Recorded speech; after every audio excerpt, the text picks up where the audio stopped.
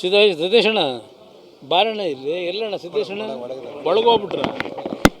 ಈಗ ದಾವಣಗೆರೆ ಅಭಿವೃದ್ಧಿ ರಸ್ತೆಗಳು ನೋಡಿ ಅದು ನೋಡಿ ಇದು ನೋಡಿ ಅಂತ ಹೇಳ್ತೀರಲ್ಲ, ದಾವಣಗೆರೆಯ ಅಭಿವೃದ್ಧಿಗೆ ಸ್ಮಾರ್ಟ್ ಸಿಟಿ ಅಂತ ಬಂತಲ್ಲ, ಸ್ಮಾರ್ಟ್ ಸಿಟಿಯಿಂದ ಬಂದ ದುಡ್ಡೆಷ್ಟು?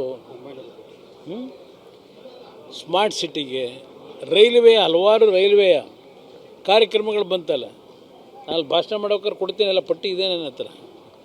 ಇಲ್ಲಿ ನಿಮ್ಮ ಕೆಲವು ಥಿಯೇಟ್ರ್ಗಳ ಮುಂದೆ ಅಂಡರ್ ಪಾಸು ಇವೆಲ್ಲ ಕಟ್ಟೋರಲ್ಲ, ಪದ್ಮಾಂಜಲಿ ಥಿಯೇಟ್ರು, ಯಾವುದೋ ಥಿಯೇಟ್ರ್ ಮುಂದೆ, ಅಲ್ಲ ಅಶೋಕ ಥಿಯೇಟ್ರು, ಹೀಗೆ ಎಲ್ಲ ಕಡೆ. ಇದು ಯಾವ ಹಣದಲ್ಲಾಯಿತು? ಕೇಂದ್ರ ಸರ್ಕಾರದ ಕಾರ್ಯಕ್ರಮಗಳು, ನಿಮ್ಮ ಆಸ್ಪತ್ರೆ, ಹಲವಾರು ವಿಷಯದಲ್ಲಿ ಕೇಂದ್ರ ಸರ್ಕಾರ ಕೊಟ್ಟಿರ್ತಕ್ಕಂಥ ಹಣ ಕಳೆದ 7-8 ವರ್ಷದಲ್ಲಿ ಸಿದ್ದೇಶಣ್ಣ ಅವರು ಸಂಸತ್ ಸದಸ್ಯರಾಗಿ ಪಾಪ ಅವ್ರು ಹೇಳ್ಕೊಳ್ಳಿಲ್ಲ, ನಮ್ಮ ಥರ ಪ್ರಚಾರ ಮಾಡ್ಕೊಳ್ಳಿಲ್ಲ, ಏನೇನು ಮಾಡಿದ್ದೀವಿ ಕೇಂದ್ರ ಸರ್ಕಾರದಿಂದ ಹಣ ತಂದು ಅಂತೇಳಿ. ಅದು ಪಾಪ ಆ ಪ್ರಚಾರ ಇಲ್ಲದೆ ಇಲ್ಲಿ ಬೇರೆ ರೀತಿ ಪ್ರಚಾರಗಳು ನಡೆದೋಯ್ತು. ಸರ್, ಸಿದ್ದರಾಮಯ್ಯವರು ಪ್ರತಿ ಭಾಷಣದಲ್ಲಿ ಹೇಳೋದು ಒಂದೇ, ಕಳೆದ ಬಾರಿ 3 ಚುನಾವಣೆ ನಡೆದು, ಉಪಚುನಾವಣೆ, ಅದರಲ್ಲಿ ಇಬ್ಬರು CM, ಮಾಜಿ CM ಗೆಲ್ಲಿಲ್ಲ. ಅಯ್ಯೋ, ಉಪಚುನಾವಣೆ ಹಲವಾರು ಚುನಾವಣೆಗಳು ಫಲಿತಾಂಶಕ್ಕೆ ನೋಡಿದ್ದೀವಿ. ಅಧಿಕಾರ ಇದ್ದಂಥ ಸಂದರ್ಭದಲ್ಲಿ ನಡೆದಂಥ ಉಪಚುನಾವಣೆಗಳಲ್ಲಿ ಆ ಅಧಿಕಾರ ಇರತಕ್ಕಂಥ ಪಕ್ಷದವ್ರಿಗೆ ಗೆಲ್ಲೋದು ಸರ್ವೇ ಸಾಮಾನ್ಯ.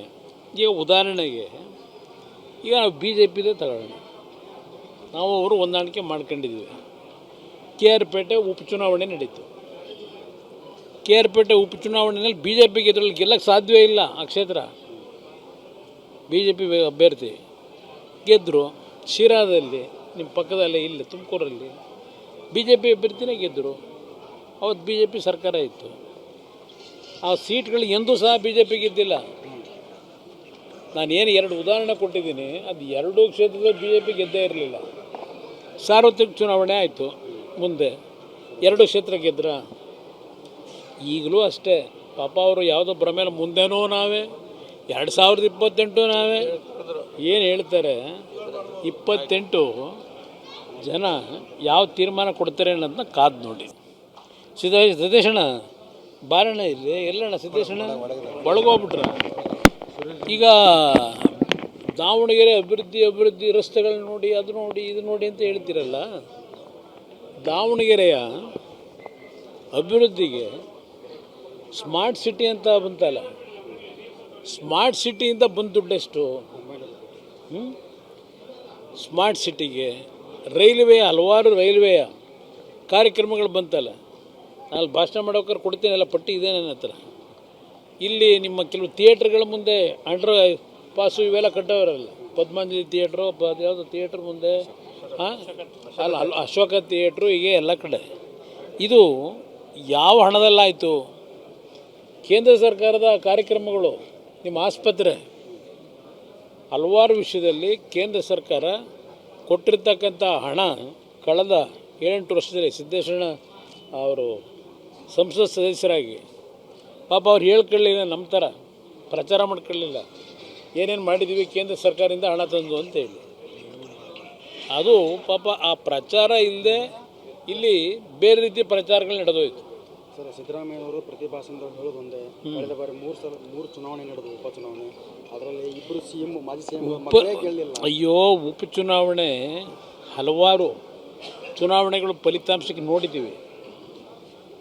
ಅಧಿಕಾರ ಇದ್ದಂಥ ಸಂದರ್ಭದಲ್ಲಿ ನಡೆದಂಥ ಉಪಚುನಾವಣೆಗಳಲ್ಲಿ ಆ ಅಧಿಕಾರ ಇರತಕ್ಕಂಥ ಪಕ್ಷದವ್ರಿಗೆ ಗೆಲ್ಲೋದು ಸರ್ವೇ ಸಾಮಾನ್ಯ. ಈಗ ಉದಾಹರಣೆಗೆ ಈಗ ನಾವು BJPದೇ ತಗೊಳ್ಳೋಣ, ನಾವು ಅವರು ಹೊಂದಾಣಿಕೆ ಮಾಡ್ಕೊಂಡಿದ್ದೀವಿ. KR ಪೇಟೆ ಉಪಚುನಾವಣೆ ನಡೀತು. KR ಪೇಟೆ ಉಪಚುನಾವಣೆಯಲ್ಲಿ BJPಗೆ ಇದರಲ್ಲಿ ಗೆಲ್ಲಕ್ಕೆ ಸಾಧ್ಯವೇ ಇಲ್ಲ. ಆ ಕ್ಷೇತ್ರ BJP ಅಭ್ಯರ್ಥಿ ಗೆದ್ದರು. ಶಿರಾದಲ್ಲಿ ನಿಮ್ಮ ಪಕ್ಕದಲ್ಲೇ ಇಲ್ಲಿ ತುಮಕೂರಲ್ಲಿ BJP ಅಭ್ಯರ್ಥಿನೇ ಗೆದ್ದರು. ಅವತ್ತು BJP ಸರ್ಕಾರ ಇತ್ತು. ಆ ಸೀಟ್ಗಳು ಎಂದೂ ಸಹ BJP ಗೆದ್ದಿಲ್ಲ. ನಾನೇನು 2 ಉದಾಹರಣೆ ಕೊಟ್ಟಿದ್ದೀನಿ, ಅದು 2 ಕ್ಷೇತ್ರದಲ್ಲಿ BJP ಗೆದ್ದೇ ಇರಲಿಲ್ಲ. ಸಾರ್ವತ್ರಿಕ ಚುನಾವಣೆ ಆಯಿತು, ಮುಂದೆ 2 ಕ್ಷೇತ್ರ ಗೆದ್ರ. ಈಗಲೂ ಅಷ್ಟೇ ಪಾಪ ಅವರು ಯಾವುದೋ ಭ್ರಮೇಲೆ ಮುಂದೆನೂ ನಾವೇ 2028 ನಾವೇ ಏನು ಹೇಳ್ತಾರೆ 28 ಜನ ಯಾವ ತೀರ್ಮಾನ ಕೊಡ್ತಾರೆ ಅನ್ನೋದನ್ನ ಕಾದು ನೋಡಿ.